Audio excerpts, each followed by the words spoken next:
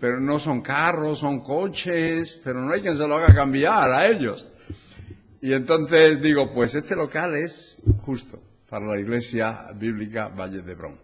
Y por la providencia divina pudimos asegurarlo y ya hace 39 años que estamos aquí. Estáis vosotros, me parece que no hay ningún miembro fundador, hay que vinieron cerca de la fundación, pero fundador me parece que no está ni Josué siquiera, porque no había nacido. Pero damos gracias al Señor por el testimonio que se ha mantenido aquí, las personas que se han convertido, aquellos que se han dedicado para el ministerio, y damos muchas gracias al Señor por los años de testimonio e historia que nos ha dado aquí en este lugar. Queremos daros recuerdos y saludos de los hermanos allí en los Estados Unidos. Como ya sabéis, muchos de vosotros no pertenecemos a una iglesia americana, pero la iglesia americana nos deja un local. Ellos tienen el culto, la iglesia en un lado y tienen el aparcamiento, y luego tienen otro local más pequeño al otro lado, y ellos nos dejan este local para que nosotros tengamos las reuniones.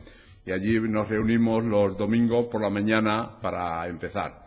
Y luego el domingo por la tarde nosotros asistimos a la iglesia americana, que el pastor es un buen pastor, es un hombre joven y tiene un buen corazón para el ministerio y para los hermanos. Así es que nos encontramos a gusto allí y ya tenemos un grupito, somos unos entre 20 y 30, contando niños y todo ello, y estamos muy gozosos. Para vosotros, la mayoría, los himnos que hemos cantado ya son viejos. Y alguno podrá decir, otra vez ese himno. Pero con el grupito que estamos nosotros, tenemos que empezar con el ABC de los himnos. Y saben muy pocos himnos, ninguno, gracias a que está Sami, Rebeca, mi esposa y yo, que tenemos buena voz y los podemos guiar. Y ahora ya sí, ya la semana pasada nos dijeron que los varones de la iglesia habían tenido música especial, que ni siquiera habíamos ensayado cuando nosotros estábamos allí, pero ya tuvieron música especial, así que vamos en buen camino, en buen camino. Pero damos gracias al Señor por, como vemos que el ministerio continúa. Hemos pasado unos días de retiro, mi esposa y yo, en el campamento, y el primer día yo era como Nehemías, pero al revés. Nehemías iba revisando el muro que estaba destruido, y yo digo, a ver qué es lo que han hecho nuevo por aquí. Y realmente me ha complacido mucho, en verdad, a la mayoría de las cosas. Nos han robado la mitad de la sombra del nogal, pero vendrá otra vez. Nos ha agradado el parque de las ruedas que hemos visto por allí, que los niños lo tienen que pasar muy bien, ya lo creo que sí. Y sobre todo nos ha agradado mucho que se ha arreglado el techo de la sala de los filtros. ¿Lo has hecho tú, Francis? ¿Lo han hecho profesionales? No profesionales. Pues está hecho muy profesionalmente, está muy bien. Y no solamente el techo, sino que han puesto la canaleta para recoger el agua, que eso era un sufrimiento constante, porque todo el agua esa caía y muchas veces entraba dentro del comedor. Eso está muy bien. Y otra de las cosas, seguramente lo sabéis ya todos vosotros, pero no se lo digáis a los ladrones, pero hay un escondite secreto, pero no digáis nada para que no se enteren los ladrones, porque si no entran y roban. Pero todo esto está muy bien, está todo muy bonito, muy cuidado, muy ordenado, muy bien, y damos gracias al Señor. Hemos pasado unos cuantos días allí muy agradables, mi esposa y un servidor. Así es que estamos gozosos de estar aquí, sobre todo con la familia, con nuestros nietecitos queridos, nuestros hijos y nuestras nueras. Tengo las dos mejores nueras que hay en el mundo. Muy buenas nueras, buenas cuidadoras de sus casas y de sus hijos, y damos gracias al Señor por el buen tiempo que hemos pasado con ellos. Nos queda todavía un par de semanas más, ya estamos a más de la mitad del camino y nos queda un par de semanas más para regresar. Habíamos pensado estar 2 veces aquí con vosotros en Vallebrón. El día 4 tuve un buen catarro de garganta y no pudimos hacerlo. Pero vine el miércoles, y no estabais casi ninguno de vosotros. No sé si es que sabíais que yo venía o qué, pero no estabais casi ninguno de vosotros y estuvimos aquí con los hermanos que estaban presentes. Pues no sé si tengo algo más que decir, esposa. No tengo más que... Muchos recuerdos de Sammy y Rebeca, que la mayoría de vosotros sabéis ya que van a ser padres por 4ª vez. Así que están muy contentos. El Señor les ha dado no podemos decir casita, porque es una casa bastante grande, y han empezado a pagar el primer mes de los 30 años que tienen que pagar este mes, el mes de mayo. Pero bueno, tienen allí esa propiedad. Sammy es joven, así es que tiene tiempo. 30 años llegará la jubilación y entonces ya tendrán la casita pagada. Así que nosotros también, el Señor nos bendijo con esa posibilidad de empezar a comprar una casa. Nosotros es menos, son 10 años los que tenemos que pagar y ya llevamos 2. O sea que para cuando yo tenga 80 ya está pagada la casa. Yo me voy con el Señor y la casa se queda con mi esposa y así no tiene que pagar. Así es que todo eso tenemos ahí y vamos ahora a entrar en la palabra de Dios. El Señor ha puesto en mi corazón este mensaje en Filipenses capítulo 4 y es un mensaje que quizás no todo el mundo pueda predicar porque a lo mejor no tiene el tiempo en el ministerio que llevamos nosotros ya, que son 40 años casi. Es en agosto, el día 16 de agosto, que llegamos aquí hace 40 años. O sea que es mucho tiempo. Y hemos visto muchas iglesias y hemos visto muchas situaciones.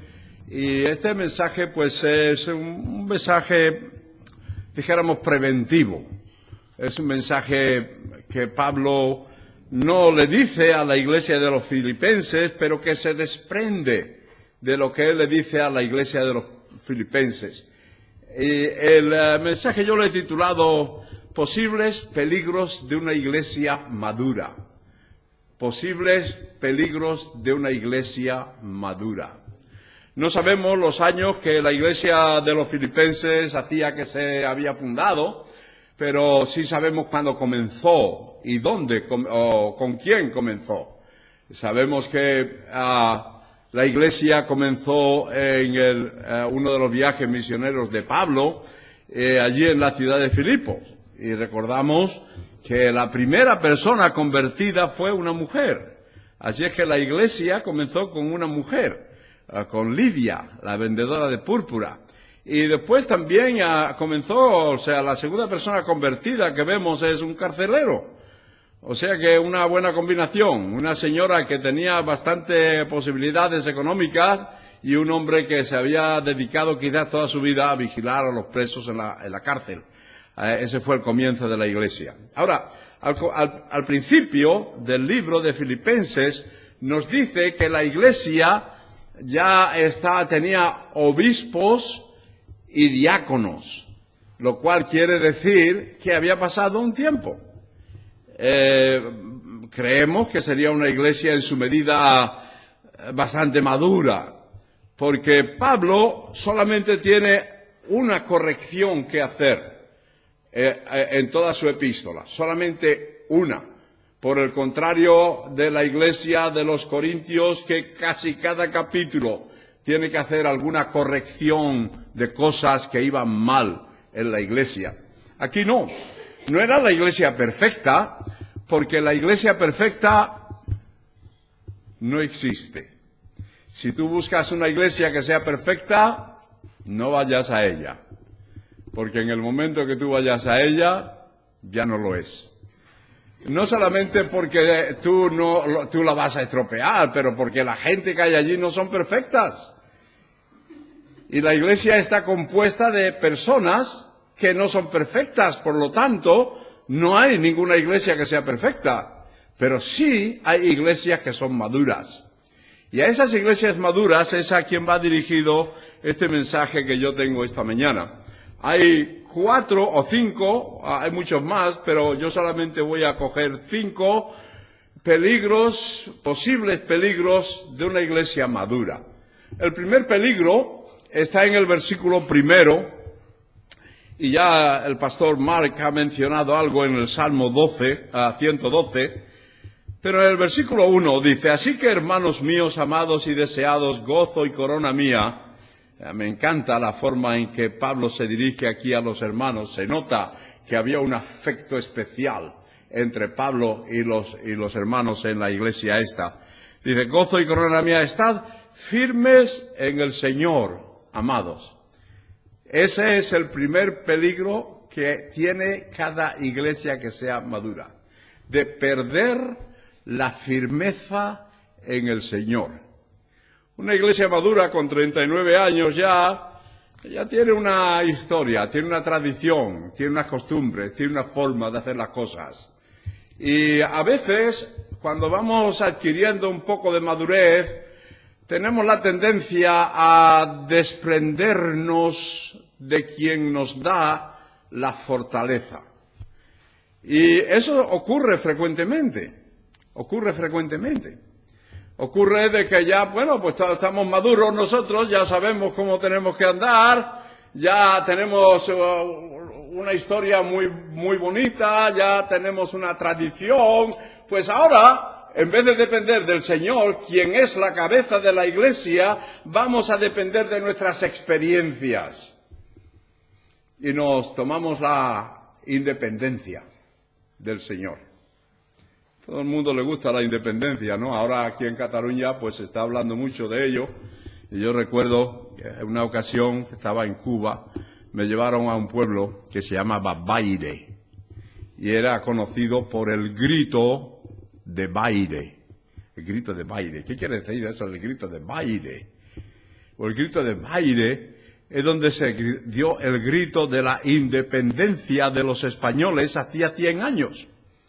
Y allí en Cuba en aquel tiempo, y sigue estando igual, no había pintura en las droguerías, ni había forma de conseguirla, pero el gobierno le había dado al pueblo pintura para que lo engalanara, lo pintara, para celebrar el centenario del grito de Baire, que quería decir independencia de los españoles.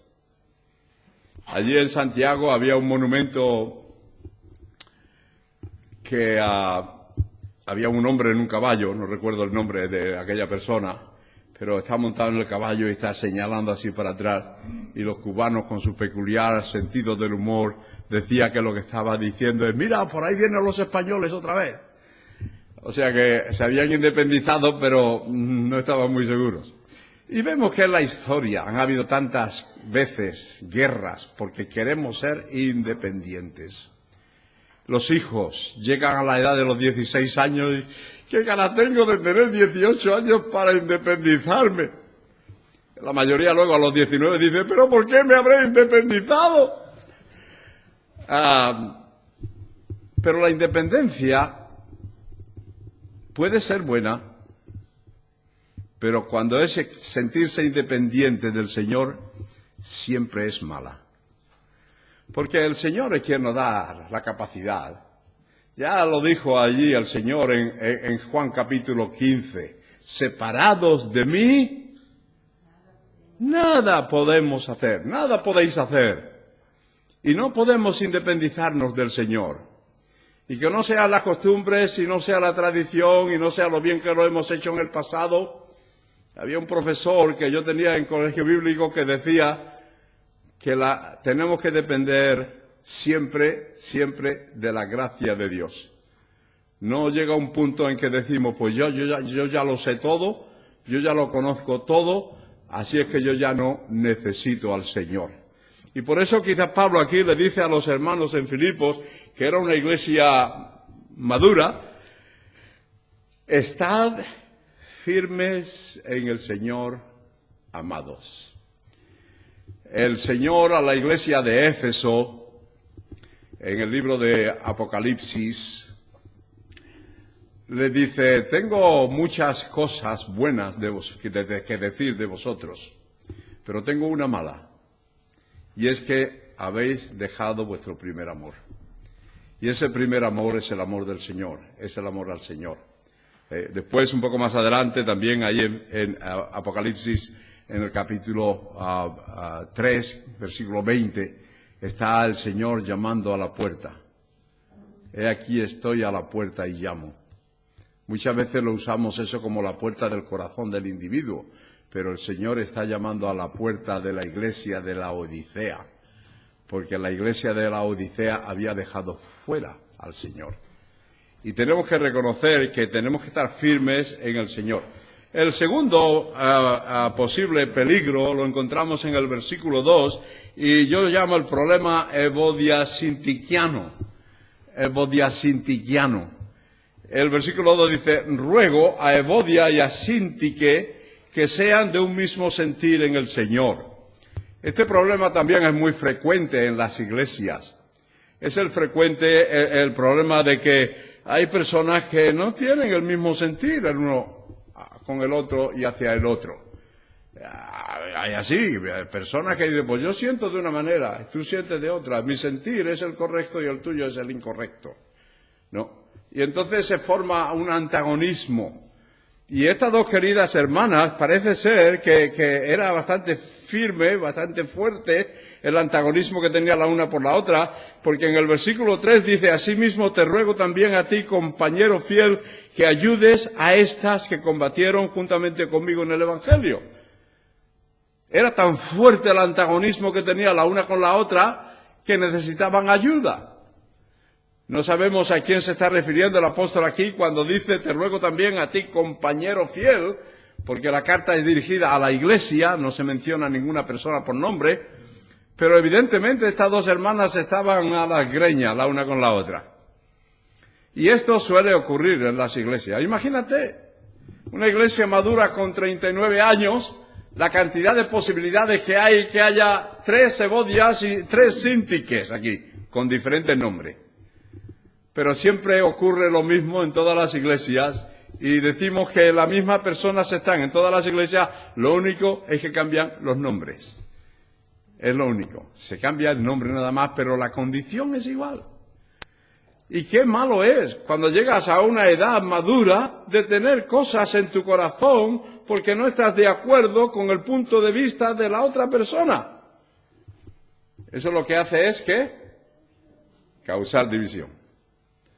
39 años, 4 Evodias, 4 Síntiques, o Evodios y Sínticos, lo que tú quieras. Pero la cuestión es esa, es que si hay alguna dificultad entre hermanos debe de solucionarse, debe de haber una confrontación en amor. Y yo no veo todas las cosas como mi esposa la ve, ni mucho menos. El otro día, el lunes pasado, estábamos comiendo en casa de una hermana mía, y vino otra hermana, mi hermana con su marido, y estábamos comiendo alrededor de la mesa, y este último que llegó, él ya tiene 80 años, y Pili tiene cerca. Pero estábamos hablando, y no sé si fue él o ella que dijo: es que nosotros, cuando ella piensa una cosa, yo ya lo he pensado también, lo mismo. Y el otro cuñado empezó a reírse un poco así sarcásticamente, y dice: ese no es el caso nuestro. Si ella piensa una cosa, yo pienso lo contrario, y mi esposa y yo somos un cuarto de lo mismo. Si ella piensa una cosa, difícilmente yo estoy de acuerdo, y viceversa. Pero llegamos a un acuerdo, si son cosas menores, si son cosas mayores, las hablamos, y nos tratamos el uno al otro como adultos que somos, maduros en la fe. Y así es como debe ser en la iglesia, porque es que si no, se crea una situación que no conlleva al siguiente problema que vamos a considerar. Y el siguiente problema que puede surgir, o peligro, encontramos en el versículo 4 que dice, regocijaos en el Señor siempre, y otra vez digo, regocijaos. Hay iglesias que la gente va como empujada, porque no hay gozo en el corazón. Y muchas veces la razón es esa. El problema de Sintique y, ¿cómo se llama la otra hermana querida? Evodia y Sintique. Hay allí, y ahora tengo yo que ver a ese chico otra vez con lo que me dijo la vez pasada, y ahora tengo yo que ir a la iglesia allí y sentarme en el mismo banco que él, y el gozo del Señor no está en mi corazón. Y el apóstol le dice a los hermanos, regocijaos en el Señor. Y otra vez digo, regocijaos. Y cuando vamos a la congregación, debemos estar en una congregación que se regocija en el Señor. Hay, como dije antes, hemos estado en muchas iglesias. Con permiso un momento. Y hemos visto toda clase de congregaciones. Y muchas veces, tan pronto como miras a la congregación, ya sabes la condición que hay. Muchas veces la condición espiritual de los hermanos. Pero otras veces la condición está tratando del gozo. Si es una iglesia gozosa o es una iglesia amargada. Yo recuerdo una vez que estuvimos en una iglesia al principio de nuestro ministerio, era en el estado de Michigan. Una iglesia que la gente estaba sentada en la congregación y yo no sabía si eran humanos o eran de cartón piedra. Tenían unas caras largas, unas caras que no se le veía mucho el gozo del Señor. Y ya nos recuerda eso a aquella niña que iba por el campo un domingo. Iba caminando con su abuelito. Y la niña, pues, vio un arroyo y la niña saltó el arroyo. Y el abuelito le dijo, niña, no saltes, que hoy es el día del Señor. Llega más adelante y había un trigal allí y la niña va y coge varias espigas y el abuelito, niña, no cojas espigas, que hoy es el día del Señor. Y así 3 o 4 veces. La niña hacía algo y al abuelito le corregía porque era el día del Señor. Y así que llega a un vallado y ve allí a una vaca. La niña ve a una vaca. Así con la cabeza. Y la niña le da un abrazo. Y le dice, ay, vaquita, tú tienes que ser cristiana porque tienes la misma cara que mi abuelito. Este abuelito se había olvidado del gozo del Señor. Y hay muchas personas que son así. Para perder el gozo en tu vida, solamente tienes que hacer una cosa. Mira las noticias en la televisión 3 veces al día. Y ya se acabó el gozo. Allí están los crímenes, allí están los robos, allí están los desastres ecológicos, allí están todas esas cosas. Y tú miras alrededor y dices, hay que ver cuánto gozo tengo en mi corazón. Ayer vinieron 2 chicas a visitarnos allí al campamento y una de ellas ya con 22 años en el paro dice, lo único bueno que hay en España es el clima. Hombre, algo bueno te llegará, ¿no? Están los políticos, que son cosas buenas. No sé. No, pero es eso, si tú miras a las circunstancias alrededor, entonces pierdes el gozo. Pierdes el gozo, porque nuestro gozo no está en la buena suerte, ni en las cosas que no son fortuitas y que van según nuestro querer. El gozo está en el Señor, es en su persona, es en sus promesas. Y nosotros nos gozamos y nos regocijamos en Él. Y qué gusto da de entrar en una iglesia que tiene el gozo del Señor.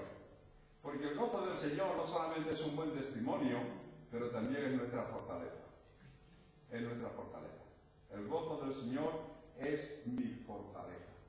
Y me gozo y regocijo en Él. Aunque las cosas alrededor no vayan como yo quisiera que fueran. No van a ir nunca como tú quisieras que fueran. Pero olvídate de las cosas a tu alrededor y concéntrate en el creador de las cosas que, como decía el hermano Mark esta mañana en la escuela dominical, cuando el Señor Jesucristo nació en la casa de un carpintero, ya estaba diseñado. Y sabemos que a los que a Dios aman todas las cosas ayudan a bien. Y todo lo que pasa en mi vida aquí, Dios me las prepara para bien de mí. En mis pruebas duras, Él es siempre fiel. ¿Por qué pues las dudas? Yo confío en Él o descanso en Él. Y es el gozo del Señor el que tiene que estar en el corazón. Uno lo puede expresar con un rostro más sonriente. El pastor de la iglesia americana, donde estamos nosotros, es una persona muy gozosa. Lo ves y ya te da alegría verlo. Es muy gozoso, tiene mucho gozo. Y se refleja, quieras que no, en la congregación. Así que el tercer posible peligro es perder el gozo del Señor en la congregación. Primero es el espíritu de independencia del Señor, de ser independiente del Señor. Ese es el primero. El segundo, los conflictos, posibles conflictos que pueden haber entre hermanos, y que los hay, y que ha causado muchas divisiones en muchas iglesias, porque son conflictos que no se solucionan. Y tú no puedes vivir con un conflicto en tu corazón toda tu vida sin tener una raíz de amargura. No puedes. Y tienes que sacarlo. Y tienes que confrontar amorosamente con la otra persona. No vayas, a bocajarro, tú estás equivocado y yo estoy en lo cierto. Admite un poco de culpa. Y habla en amor y consideración hacia la otra persona. El cuarto peligro de una iglesia madura se encuentra en el versículo 5, que dice: vuestra gentileza sea conocida de todos los hombres, el Señor está cerca. Yo digo, perder el espíritu Maranata. El Señor está cerca. ¿El Señor está cerca? ¿Cómo de cerca está el Señor? ¿El Señor está cerca? Si esto se escribió hace 2000 años ya. ¿Cómo de cerca está el Señor? Hola amigo, ven aquí. Este es el futuro predicador de la iglesia. Ya. El Señor está cerca. No sabemos cuán cerca está, pero por lo menos está 2000 años más cerca que estaba cuando se escribieron estas palabras. Y a veces vivimos como si vamos a estar aquí para toda la eternidad. Pero no. Yo ya lo noto. Ayer me hizo mi esposa una fotografía por la espalda, por detrás, en uno de aquellos 2 pinos tan preciosos que hay allí en el campamento, que los plantamos nosotros. Eran árboles de Navidad pequeñitos que teníamos en casa, los compramos con raíces para plantarlos de allí. Y una persona vino hace un par de años y cortó uno de ellos, pero ha seguido creciendo y está precioso ahora. Pues este año parece que ha venido otra persona y ha cortado otro, ¿no? A ver, poner un letrero allí, por favor, pídenos el dinero y te damos para que compres un árbol de Navidad, pero no cortes los nuestros, por favor. Habría que poner allí ese letrero, ¿no? Pero me hizo una foto por detrás, ¡pum!, sin yo darme cuenta. Y después me la enseñó. Y digo, cariño, yo tengo tanto pelo blanco. Y ella dice, es que no tiene ni uno negro. ¿Qué cosa? ¿Va a venir el Señor antes de que yo vaya a su presencia?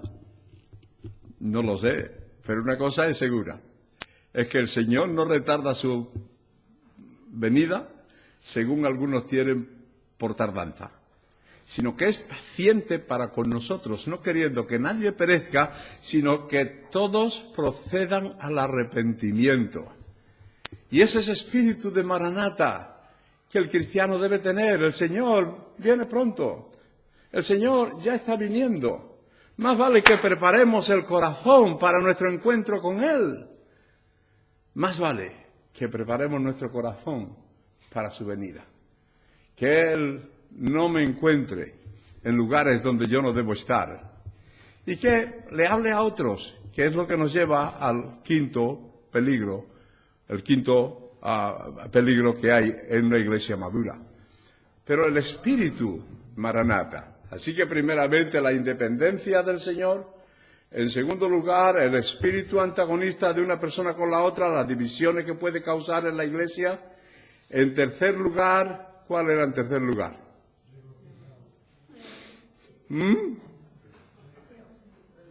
El gozo del Señor, mi fortaleza es. ¿Os acordáis del corito? Pues es eso, es el gozo del Señor. Regocijaos en el Señor de vez en cuando. No siempre. Porque estar siempre gozosos no es muy bueno. Hay que aparentar que somos sobrios, ¿sabes? Tenemos que tener cara sobria. Porque es que el gozo del Señor lo que hace es darnos una cara demasiado sonriente, demasiado agradable. Y la gente puede pensar que somos tontos. Pues no somos tontos, somos inteligentes porque nos estamos gozando en cosas que otros ni tienen idea siquiera. Nos gozamos en el Señor y en sus promesas. La cuarta es el espíritu Maranata. El Señor está viniendo.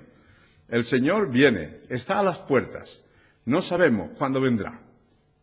Pero la Biblia nos dice que vendrá para rescatar a los que lo esperan.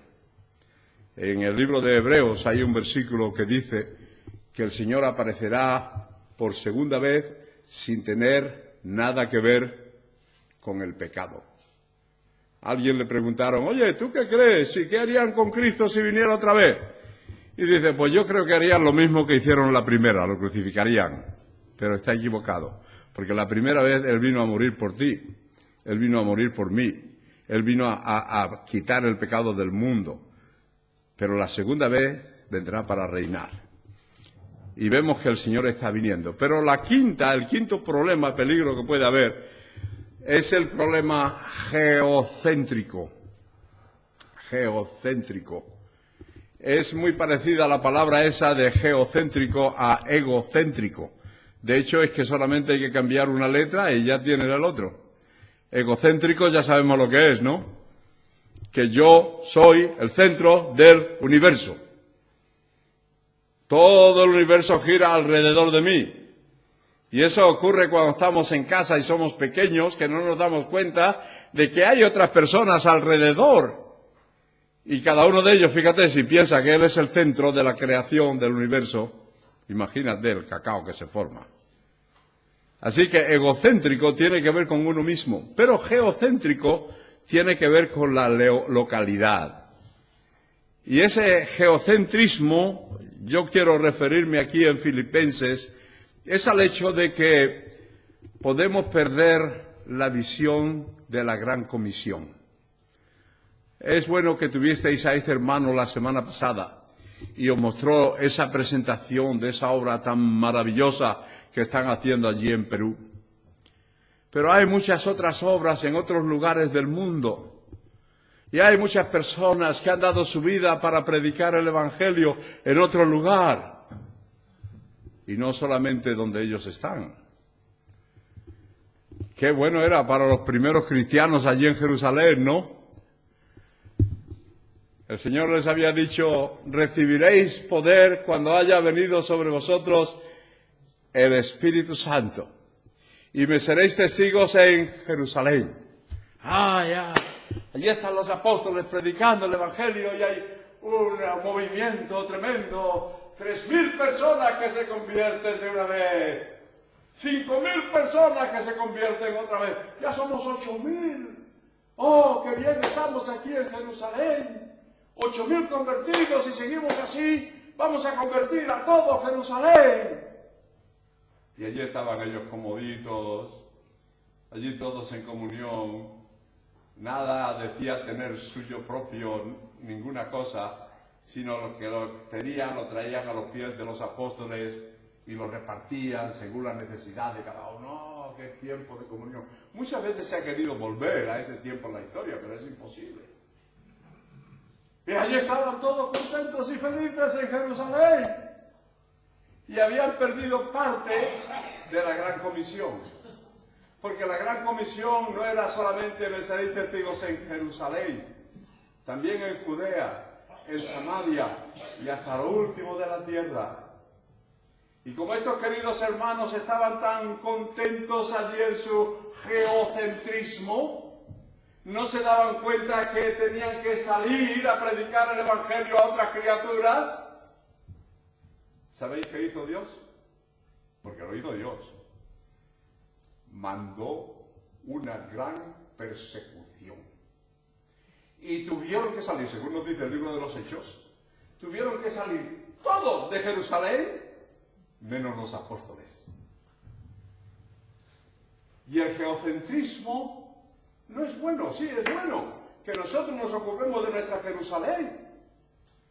Pero por favor, no te quedes ahí, porque la gran comisión es ir a todo el mundo y predicar el Evangelio a toda criatura.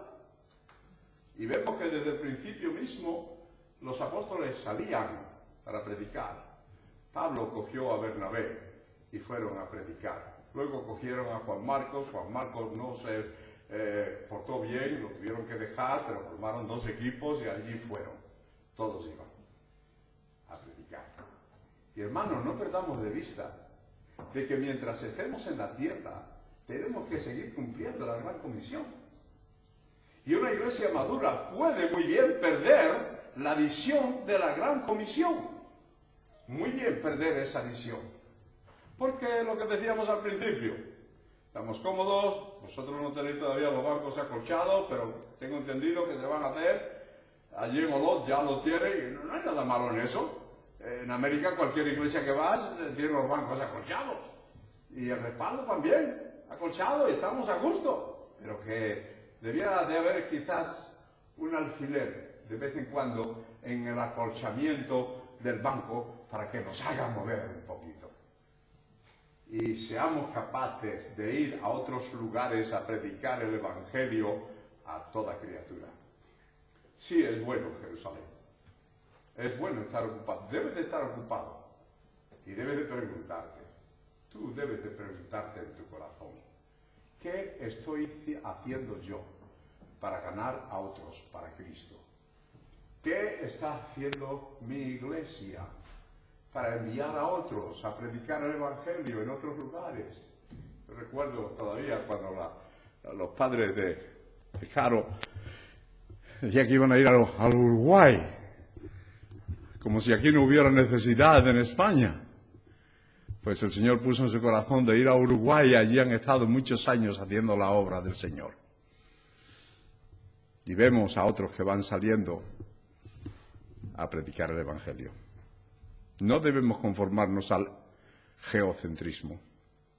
Es bueno estar concentrados en Jerusalén, pero ir a Judea, a Samaria y hasta lo último de la tierra. ¿Quién va a ir? Oh, que mi nieto Josh fuera un gran misionero, si el Señor no ha venido todavía. Qué bonito sería de que él fuera a las junglas de África allí con los leones y los tigres. Bueno, no sé si está muy contento por eso. Pero sí que es bueno. Y yo veo aquí que la iglesia de los filipenses tenía ese deseo. Ellos no eran geocéntricos, porque vemos que ellos fueron los que se ocuparon de ayudar al apóstol Pablo en sus viajes misioneros. En el versículo 10 dice: en gran manera me gocé en el Señor de que ya al fin habéis revivido vuestro cuidado de mí, de lo cual también estabais solícitos, pero os faltaba la oportunidad. Y después en el versículo 14 dice: sin embargo, bien hicisteis en participar conmigo en mi tribulación. Y el versículo 15, y sabéis también vosotros, oh filipenses, que al principio de la predicación del Evangelio, cuando partí de Macedonia, ninguna iglesia participó conmigo en razón de dar y recibir, sino vosotros solos, pues aún a Tesalónica me enviasteis una y otra vez para mis necesidades. Y es cierto, solamente había un misionero, pero los filipenses lo cuidaban bien. Claro, tenían allí a Lidia, que se había convertido al principio, y tenían allí al carcelero de Filipos, Y los dos seguro que tenían un gran afecto hacia el apóstol Pablo. Y ellos quizás habían promovido un poco el asunto de sostenerles. Es posible. Pero lo cierto es que Pablo estaba muy agradecido por lo que estos hermanos habían hecho por él. Nosotros hace ya casi 40 años, hace 40 años, que estamos en la calidad de misioneros. Anoche yo estaba así pensando un poco a ver las iglesias que habían estado ayudándonos en el ministerio desde el principio y contaba 10 iglesias que han sido firmes, fieles, mes tras mes, tras mes, tras mes, enviar para que nosotros podamos continuar adelante en la obra del Señor. Qué bueno es contar con iglesias así. Qué bueno es saber que hay iglesias que están detrás de la obra misionera para que otros puedan ir y predicar el Evangelio. Y no solamente conformarnos con lo poco o mucho que estemos haciendo en nuestra localidad, que debemos. Esa es nuestra Jerusalén. Pero a la misma vez tenemos que expandernos un poco, ¿no? Porque ahí está la vida de la iglesia. Había una iglesia en Toronto, en Canadá, que anualmente daban $1 millón para misiones. Otra iglesia que conocemos nosotros en Tennessee. Allí las iglesias tienen un tablón con los misioneros y a nosotros ir visitando difícilmente veías los mismos misioneros en un tablón que en otro. Pero había una que sostenía 100 misioneros. No lo sostenía totalmente, parcialmente, pero a 100 misioneros. Y uno dice, ¿pero cómo puede ser? Y había otra que era muy pequeñita. Y había, no sé si eran 16 misioneros que sostenían y había, perdón la expresión, 4 gatos. Había muy pequeña la iglesia y nosotros decíamos, pero ¿cómo puede ser que estas personas estén sosteniendo a 16 misioneros? Y es que hay visión, porque donde no hay visión, el pueblo perece. Y tenemos que tener la visión de la gran comisión, porque esta es la expansión de la iglesia, y mientras que el Señor Jesucristo no venga, tenemos el llamado de ser testigos, no solamente en Jerusalén, también en Samaria, Judea y hasta lo último de la tierra. Así es que, hermanos, no sé qué bien puede haceros este mensaje, pero que hay peligros para las iglesias es totalmente cierto. Sobre todo en el día en que vivimos hoy, de tanto materialismo, de tanto individualismo, de tanto hedonismo, de tanto egoísmo, de tanto yo.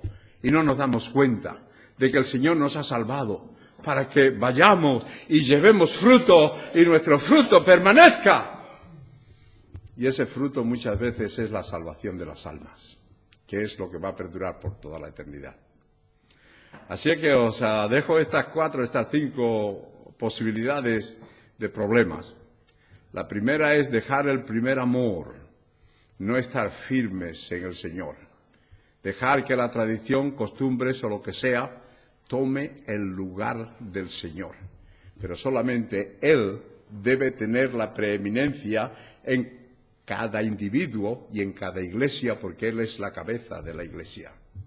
En segundo lugar, cuidado con las cositas que hay en el corazón hacia otros hermanos. Si hay algo que tienes que hablar, háblalo, soluciónalo.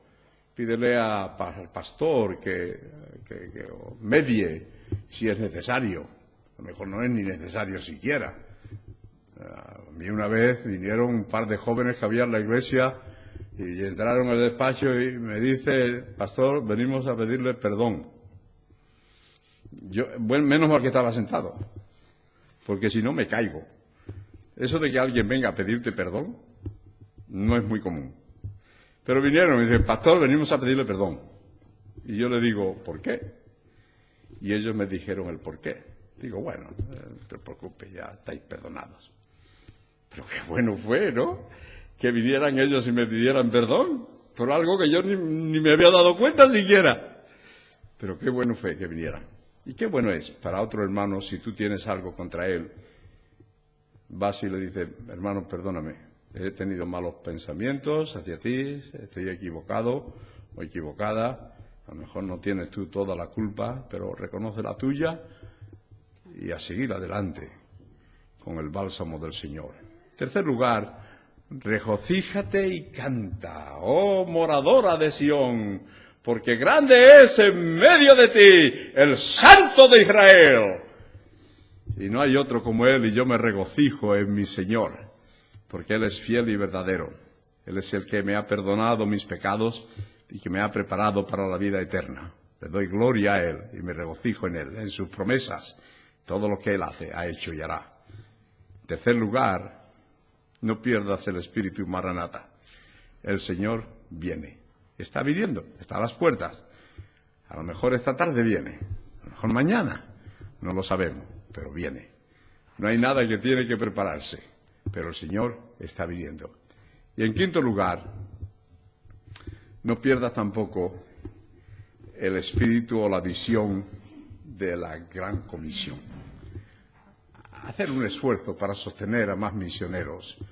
Buscar misioneros que están haciendo la obra del Señor y ayudarle económicamente. Esta iglesia siempre ha tenido misioneros que sostener, pero no nos conformemos con lo mínimo.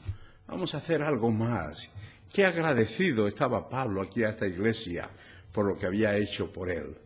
Qué agradecido. Y al fin y al cabo, y es el último versículo que voy a leer, pero lo que Pablo estaba haciendo, dice en el versículo 17, dice, no es que busque dádivas, sino que busco fruto que abunde en vuestra cuenta. Él estaba gozoso de que los hermanos habían reanudado su atención hacia él, pero por favor,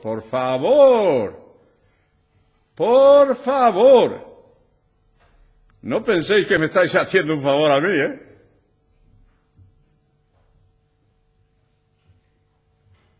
Si estáis dando de corazón para la obra del Señor, no penséis que me estáis haciendo un favor a mí, porque yo sé vivir con poco y sé vivir con mucho. Yo estoy conforme a vivir con lo que tenga. Pero lo que estoy diciendo lo digo por algo que busque fruto, que abunde en vuestra cuenta. Allí que en los Estados Unidos, como hay tantas iglesias, tantos misioneros que vienen por las iglesias, hay un eslogan que dice, unos pueden ir, otros pueden dar y otros pueden orar. Pero todos podemos participar. Y todos debemos participar. Porque la obra es del Señor. Y nosotros solamente somos colaboradores juntamente con Él. Así que el Señor nos bendiga y mantengámonos firmes sin fluctuar hasta el último día, cuando el Señor venga a llevarnos a su presencia. Vamos a orar. Señor, gracias te damos por tu palabra santa y gracias te damos, Señor, porque podemos meditar en ella y ver no solamente las bendiciones, pero también los posibles problemas que pueden venir a nuestras vidas si no la ponemos en práctica. A ti nos encomendamos. Ayúdanos, Padre, hasta estar siempre gozosos, a orar sin cesar, a dar gracias en todo, porque esta es tu voluntad para con nosotros en Cristo Jesús. Y gracias te damos, Padre, que podemos mirar hacia lo alto y saber que tú sigues estando en el trono, que tú sigues rigiendo el mundo con la palabra de tu poder, y que aunque parezca que todo se va a deshacer, tú sigues en control. Alabado sea tu nombre, Señor, y gracias te damos. Te damos gracias por esta congregación, por el testimonio que tienen en el barrio, por las puertas que siguen abiertas. Y te pido, Señor, que tú continúes bendiciéndoles y guiándoles para que sigan siendo fieles a ti en primer lugar. Y luego también poner en práctica todas estas enseñanzas que tenemos en tu santa palabra.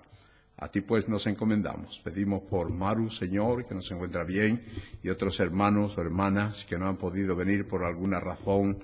Tú continúes bendiciéndoles, Padre. Y Señor, pedimos que tú nos guíes en lo que nos queda por hacer en este día. Podamos glorificar tu santo nombre. En el nombre de Jesús. Amén, Señor.